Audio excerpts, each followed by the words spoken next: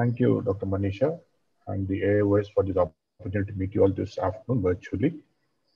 So you can see my slides, I presume. Yes, Yes. sir. Yeah, okay. So I'll be speaking about fine needle aspiration biopsy and excision biopsy in the next 10 minutes. So let's look at a case. So this was a 60-year-old gentleman who came with decreased vision. And you can see a mass lesion in the fundus, and this looked like a metastatic lesion. This didn't look like a primary. After extensive investigation by an oncologist, including a PET scan, they were not able to localize a primary lesion. This is the exact situation where you would be resorting to a fine needle aspiration biopsy. That is, you know that there's a malignant lesion in the eye, but we are not able to figure out where it is from. That's when we do a fine needle aspiration biopsy. The most common technique which I use is the transvitreal fine needle aspiration biopsy, where you would put on an indirect ophthalmoscope and then visualize the fundus, and using a 20 gauge or a 22 gauge or a 24 gauge, usually a 24 gauge needle, from the opposite side, enter through the pars plana, transvitreally go into the pars lesion through the retina, and aspirate a little bit of the lesion and send it for cytology or histopathology. Transcleral also it can be done. The problem is transcleral, as you can see, goes posterior to the ora serrata. So there is a possibility that it is covered under the conjunctiva and we are not able to see if in case the tumor decides to grow out of the perforation site, we will not be able to make it out easily. And so, and the additional problem is if we penetrate too deeply, we may be going through the retina and creating a break here. Of course, we do create a break here as well, but here the most what we want to avoid is that if there is an extra ocular growth, which will not be obvious. Similar problem exists if there is a subretinal biopsy technique also. But the advantage is here we don't create a retinal break because we go under the retina and into the mass lesion. So, but for all practical purposes, this is the technique which we use. And the equipment is, this is the technique which I use. It's about 1 inch long needle, which is about 24 gauge needle, connected to a small piece of IV tubing and a 10 cc syringe. So here I'm doing a vitrectomy and doing a biopsy. So you can see a total retinal detachment induced to PVD. So when we do a vitrectomy, the technique is a little bit different. So here the needle is plunged into the mass and the assistant aspirates up to 10 cc in a 10 cc syringe, but nothing will come when we do that.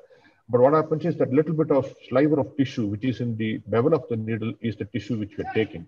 So we don't expect the mass to collapse. We don't expect that tissue to come into the syringe, but the IOP will remain maintained.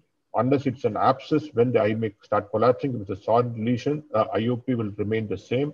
And like once the suction is completely relieved is when we pull the needle out of the mass lesion. Because we have to ensure that the assistant has completely left the needle, the plunger tip has hit the end of the syringe before we pull it out. Otherwise, when we sucking in the retina, we may be sucking in the vitreous and causing more problems. So suction should be completely removed before we pull the needle out of the mass lesion. So this patient turned out to be a carcinoma lung. The cytology of the tissue which we removed from the mass confirmed the carcinoma lung, and subsequently the patient underwent chemotherapy, and you can see the mass lesion going away. So retinoblastoma is seldom biopsied. Most often we are able to confirm the diagnosis clinically or with ancillary tests like such as MRI or an ultrasound. But in the rare situation when we have to do it, this is the preferred route of approach to the needle. We go to the peripheral cornea through the root of the iris zonules and into the mass lesion. So there is no vessels. We are avoiding all the vessels over the eye so that the tumor cells, in case they are stuck to the surface of the needle and they come out, should decrease the risk of spreading. And there are multiple interfaces, once again, rub on the surface of the tumor, and any cells which are sticking onto the surface of the tumor can be removed by these multiple interfaces.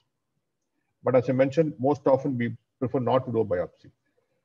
So fine needle aspiration, when we do suspected malignant lesions and we are not able to come to a diagnosis, so, and then there is a need for tissue diagnosis, like confirmation of diagnosis or identify tissue of origin, like the case I showed where the metastatic lesion, we are not sure where the primary is from.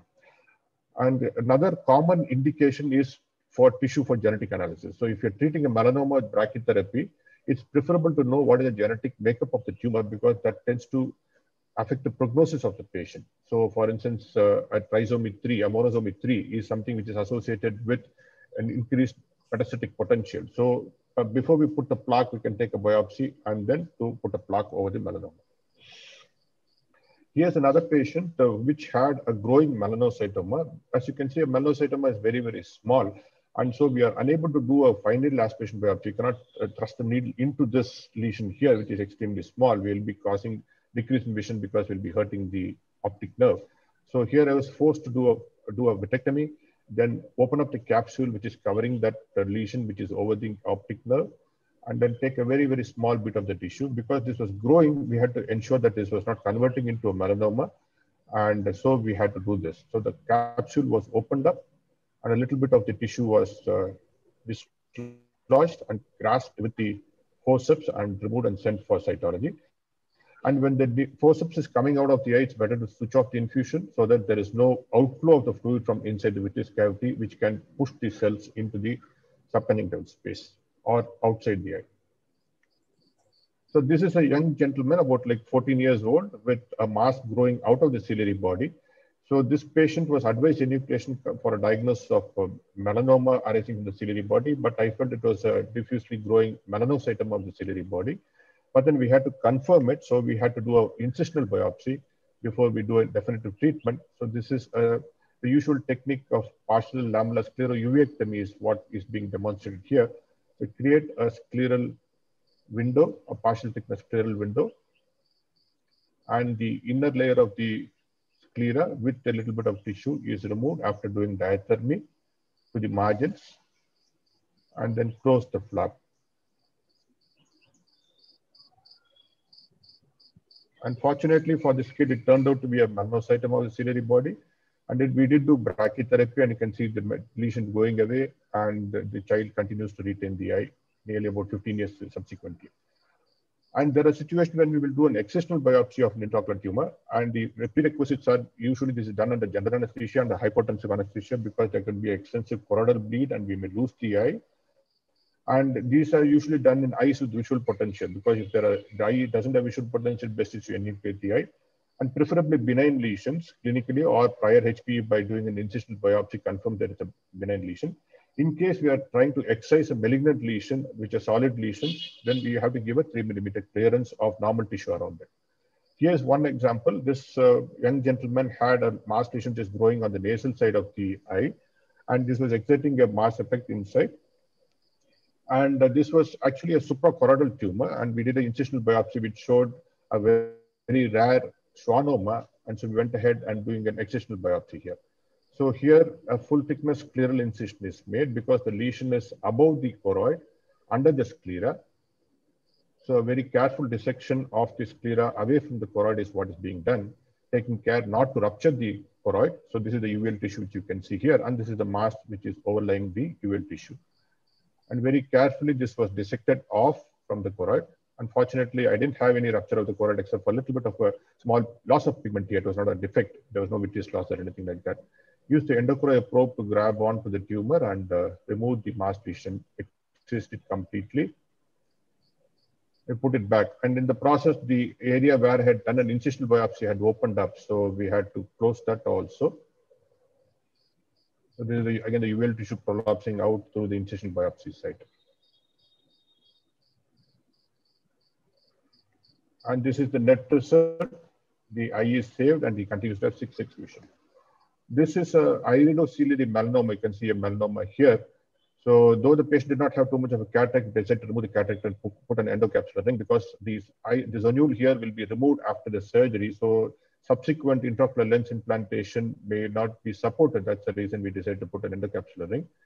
Again, a partial thickness scleral flap is taken. And here a 3 mm of normal iris tissue is taken. And so we decided to create a peripheral iridectomy rather than a sector iridectomy.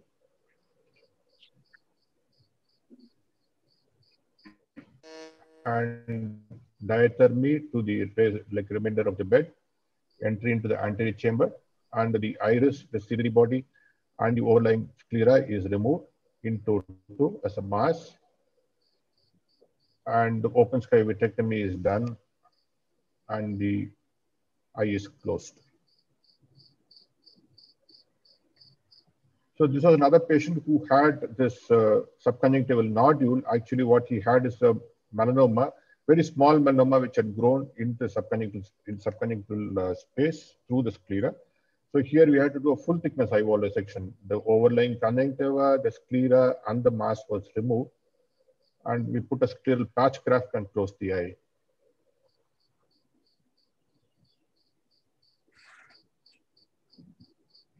So that's the end of the surgery. And he continues to retain the eye with a very good vision. So the ultimate excision biopsy, of course, is enucleation. Whenever there is no visual potential and the need for diagnosis acute, then we go ahead and do an enucleation of the eye. So to summarize, final aspiration biopsy, the techniques we saw, incisional biopsy in select situations when we need to know if it is malignant or benign. Excisional biopsy can be done very easily in the benign lesions. In malignant lesions, we need to give adequate clearance. And if it is possible to give adequate clearance, then we do an excisional biopsy. And it's reasonably safe with appropriate technique and prompt treatment. Thank you very much.